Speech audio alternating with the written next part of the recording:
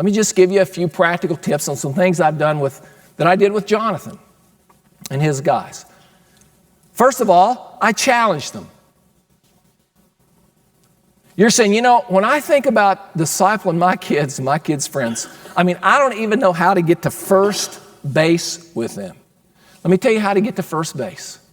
First you pray, and then you relate, and then you can disciple. But in this arena here, let's just talk about how to get to first base with them. I sat down with my son Jonathan. I said, Jonathan, I'd like to disciple you and some of your buddies. I said, I can't do that without you.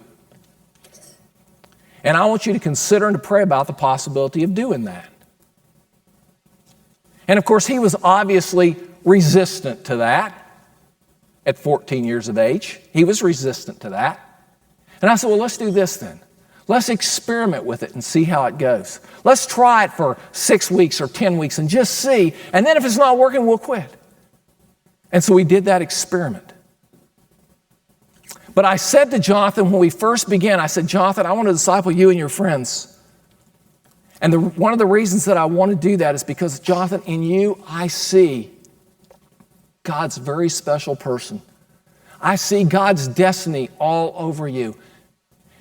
And I think as we meet together, we'll have an opportunity to discover that. I'd like for you to consider the possibility of us doing that. And then with each one of his friends, once he gave the okay, and he did give the okay, I then sat down with each one of his friends. Some of them, he was actually there with me. And I gave that same challenge to him. I said, guys, like for instance with Trent, I said, I can see God's potential written all over you. Would you consider the possibility of looking at what God might be doing in your life? And let's kind of begin to find God's plan for you and see if we can discover it. And in all the years I've been doing this, I've never had more than one or two guys ever turn me down.